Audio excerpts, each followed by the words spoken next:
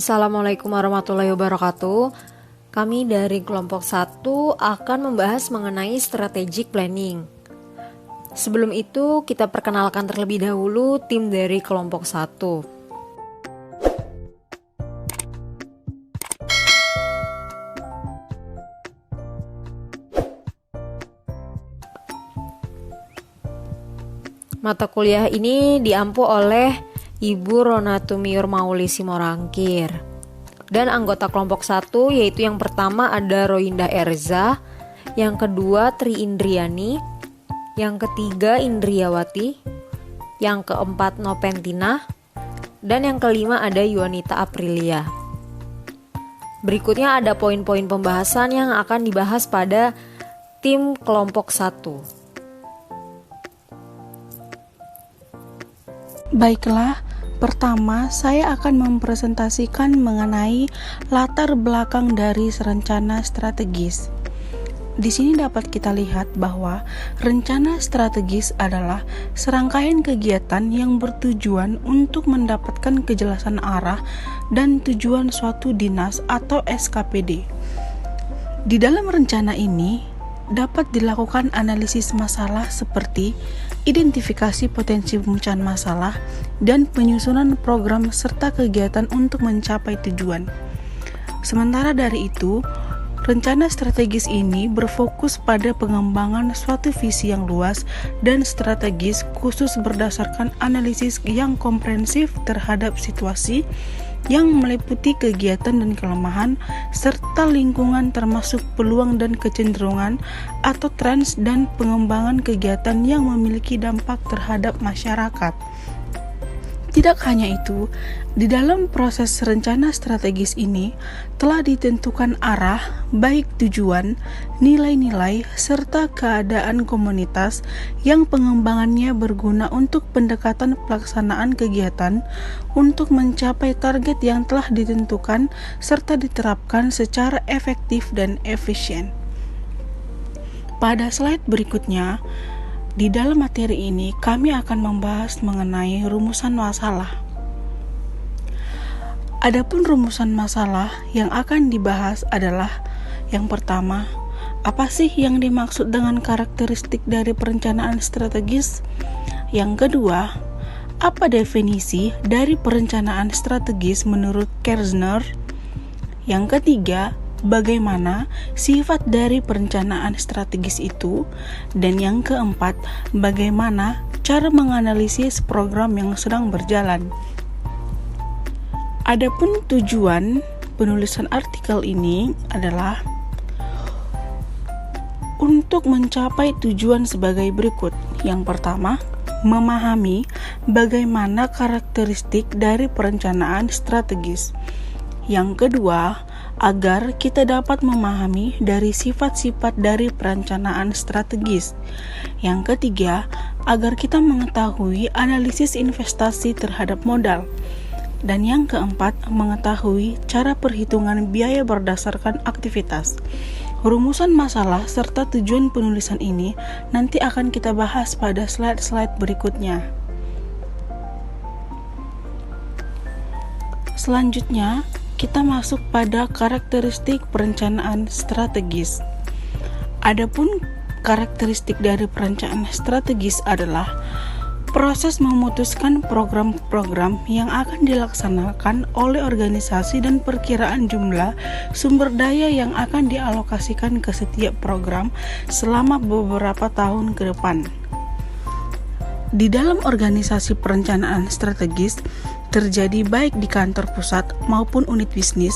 Jika organisasi tersebut kecil dan tidak mempunyai inti bisnis, maka hanya melibatkan eksekutif senior dan staf perencanaan. Jika organisasi lebih kecil lagi, maka hanya terdiri dari eksekutif saja atau CEO.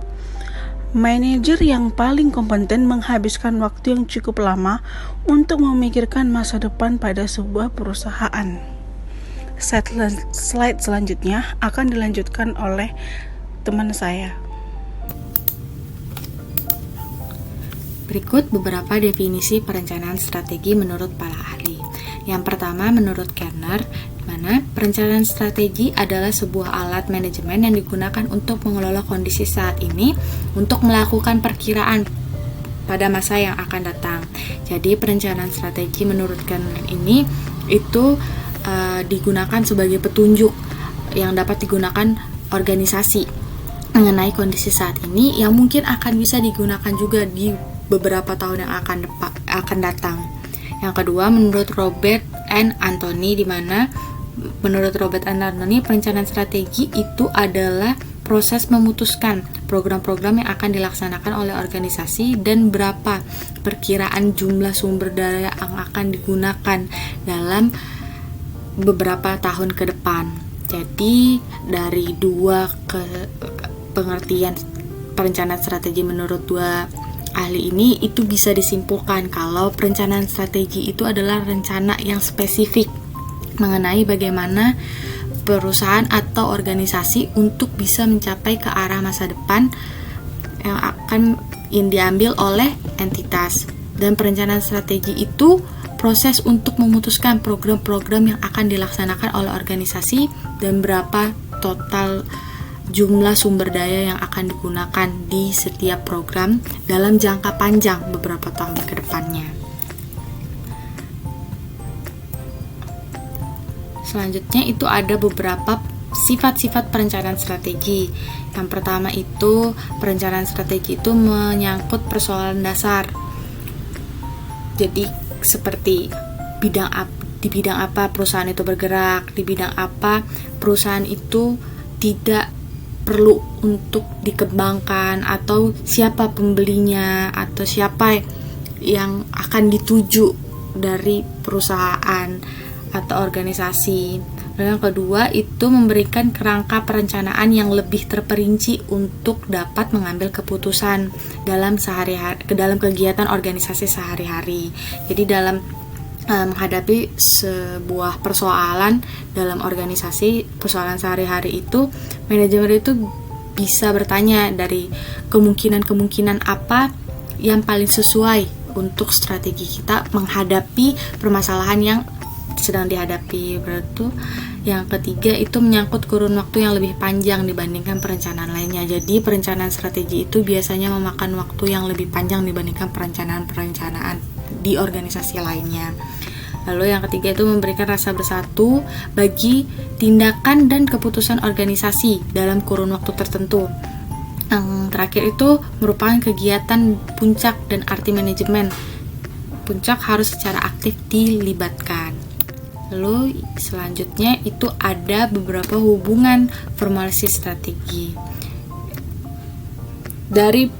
Dari perbedaan antara dua proses manajemen yaitu formulasi strategis dan perencanaan strategis, ada beberapa perbedaan dari antara keduanya. Yaitu kalau di formulasi strategi itu proses untuk menentukan strategi baru. Sedangkan kalau untuk di perencanaan strategi itu proses untuk memutuskan bagaimana implementasi dari strategi yang sebelumnya kita sudah putuskan sebelumnya di formulasi strategi. Lalu selanjutnya itu kalau di formulasi strategi, manajemen itu menentukan tujuan dari organisasi dan menciptakan strategi untuk mencapai cita-citanya. Tapi kalau di proses perencanaan strategi itu mengambil cita-cita dari strategi yang telah ditentukan tersebut, lalu dikembangkan dari program-program yang akan dilaksanakan dan strategi apa yang perlu diambil untuk mencapai tujuan organisasi. Lalu yang terakhir, keputusan dari produsen barang-barang industrial dilakukan diverifikasi ke barang-barang konsumen. Jadi formulasi strategi itu keputusan strategi yang mana jumlah masalah implementasinya harus diselesaikan.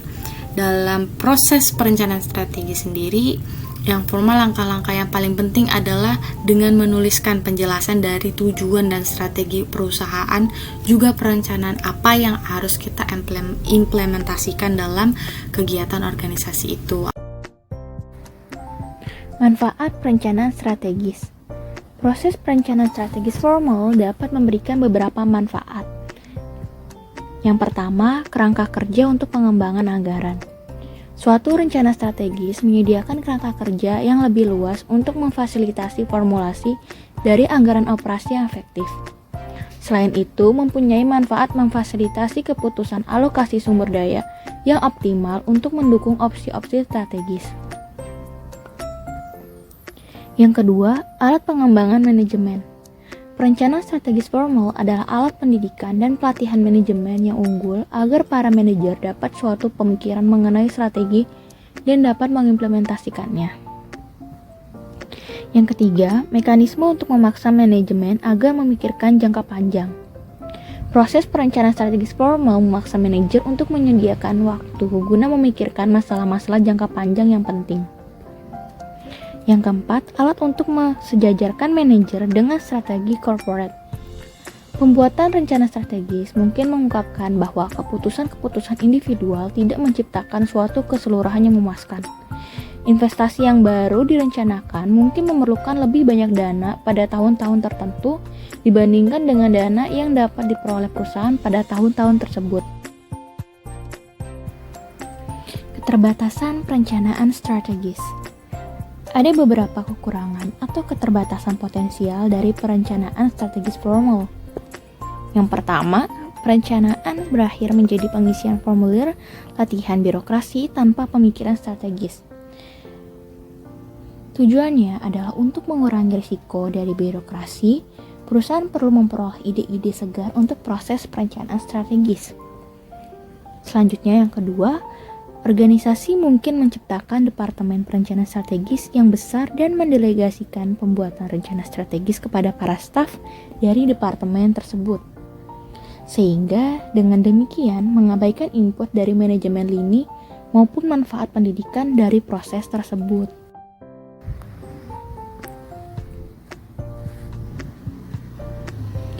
Menganalisis program-program baru yang diusulkan.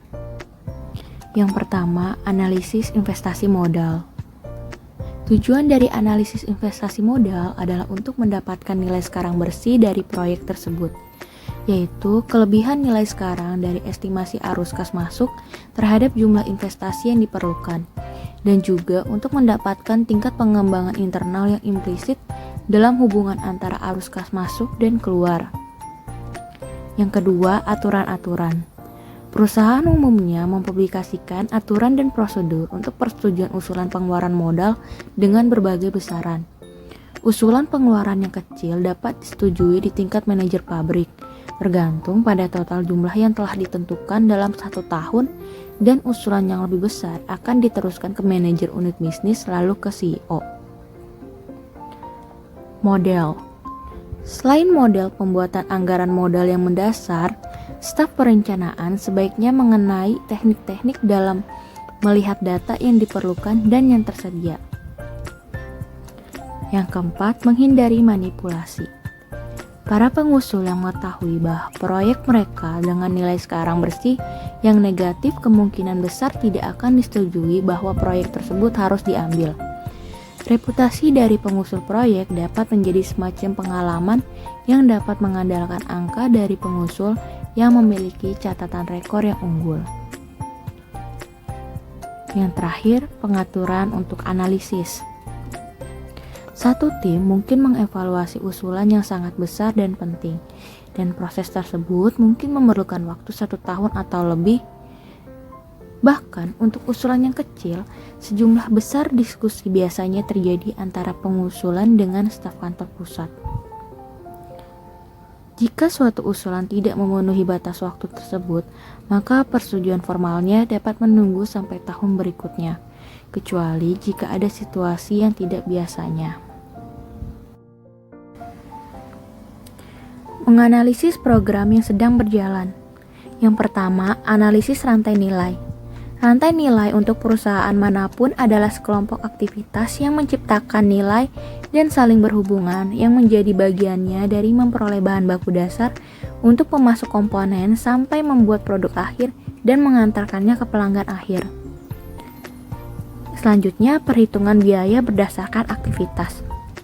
Dalam pusat biaya, biaya tenaga kerja langsung mungkin digabungkan dengan biaya-biaya lain, sehingga menjadi biaya konversi, yaitu biaya tenaga kerja dan biaya overhead untuk mengonversi bahan baku dan komponen menjadi barang jadi. Dasar alokasi atau pemicu biaya untuk masing-masing pusat biaya mencerminkan penyebab dari terjadinya biaya, yaitu elemen yang menjelaskan mengapa jumlah biaya yang terjadi di pusat biaya atau aktivitas bervariasi. Misalnya dalam pembelian. Selanjutnya, ada contoh kasus dari implementasi manajemen strategi. Contoh kasus dari perusahaan PT Astra International Tbk. Mengulas sedikit mengenai sejarah perusahaan ini. Perusahaan ini berdiri sejak 20 Februari 1957 yang didirikan oleh orang yang bergerak di bidang perdagangan umum juga ekspor impor hasil bumi.